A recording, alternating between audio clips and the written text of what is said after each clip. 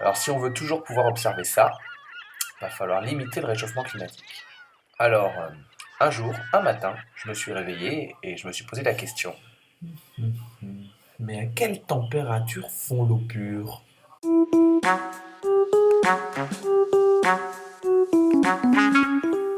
Donc le but là, c'est de faire une expérience pour suivre l'évolution de la température en fonction du temps. Pour suivre l'évolution de la température, j'ai bien sûr besoin d'un thermomètre.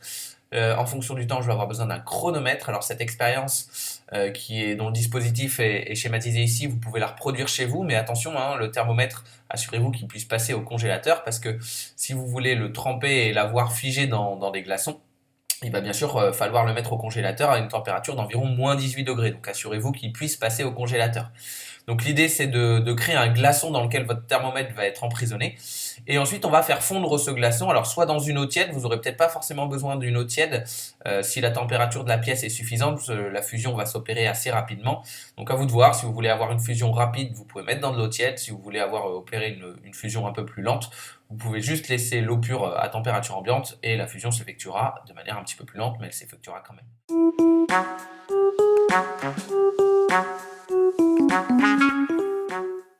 Alors dans cette expérience qui a été accélérée, on a plongé un tube à essai avec de l'eau pure solide dans une eau un peu tiède pour effectuer une fusion. On va noter ensuite toutes les 15 secondes, grâce au téléphone qui est à côté, la température et l'état physique de l'eau au fur et à mesure de la fusion.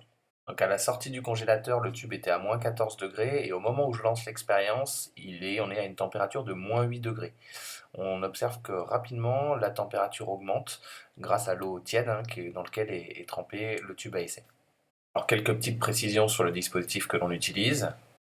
Alors on a donc notre chronomètre qui nous permet une mesure du temps toutes les 15 secondes. On a le thermomètre qui nous permet une mesure de la température. Et ensuite, on va noter l'état physique de l'eau en fonction de l'évolution de cette température. On va noter si l'eau est à l'état solide, à l'état liquide, ou si elle est les deux états à la fois, c'est-à-dire à la fois solide et liquide. Alors, la température avait monté très vite, elle ne bouge désormais plus du tout depuis un bon petit moment, et elle réaugmente rapidement ensuite à partir de quasiment la 3e minute. On va essayer d'exploiter tout ça avec un tableau de résultats et un graphique.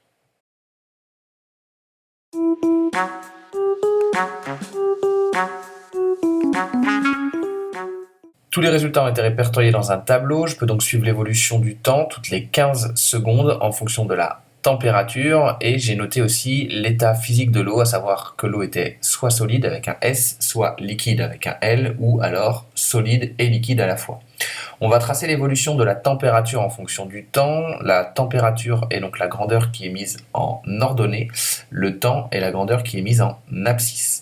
Donc quand on trace un graphique, la première grandeur qu'on nous donne, ici la température, est toujours mise en ordonnée, la seconde grandeur qui nous est donnée est toujours mise en abscisse, c'est-à-dire ici.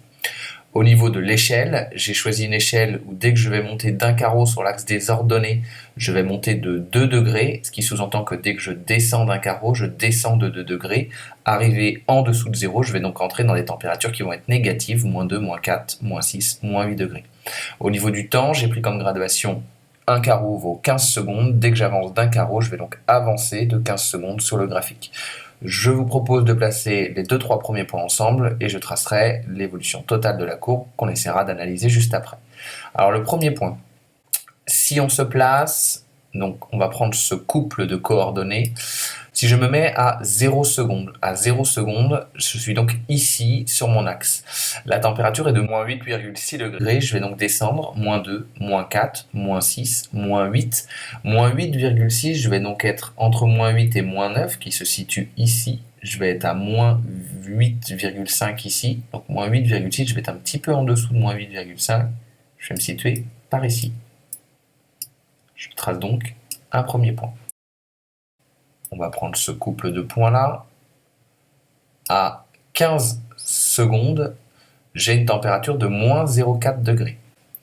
15 secondes, je suis passé ici, je suis à 15 secondes.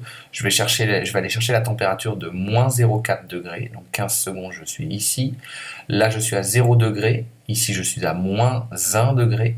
Moins 0,4 degrés va être à peu près par ici. Je vais donc relier moins 0,4 degrés et 15 secondes pour me donner le deuxième point.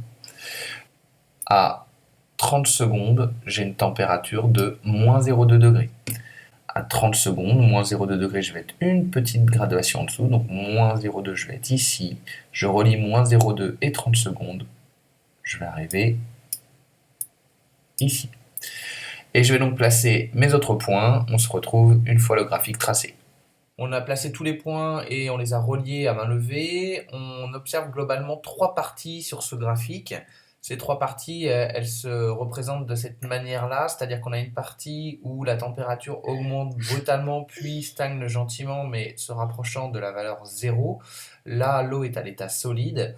On a toute une partie, on a un plateau qui dure assez longtemps, qui dure quasiment 1 minute 30 ici, où l'eau est à la fois solide et liquide, c'est la température à laquelle s'effectue la fusion de l'eau pure, puis la température réaugmente rapidement et brusquement et correspond du coup à un état liquide de l'eau.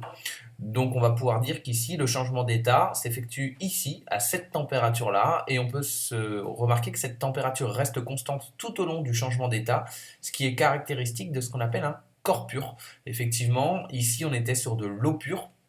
Alors, on aurait dû trouver une température de fusion théorique de 0 degré Celsius. On est à moins 0,1 degré Celsius, qui est vraiment très très proche de la valeur théorique.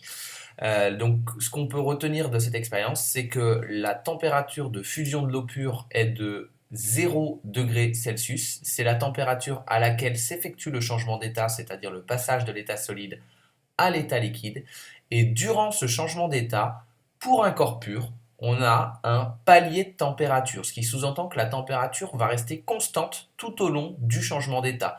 Cela va nous permettre donc de différencier les matériaux à partir notamment de leurs propriétés chimiques, à savoir les températures de changement d'état. Je vais donc pouvoir les différencier les uns les autres en observant les températures de fusion, de solidification et ainsi de suite. Voilà, on se retrouve la semaine prochaine là pour une carte piège ou pas piège. Essayez de réfléchir à celle qui vous est proposée dans la suite de la vidéo.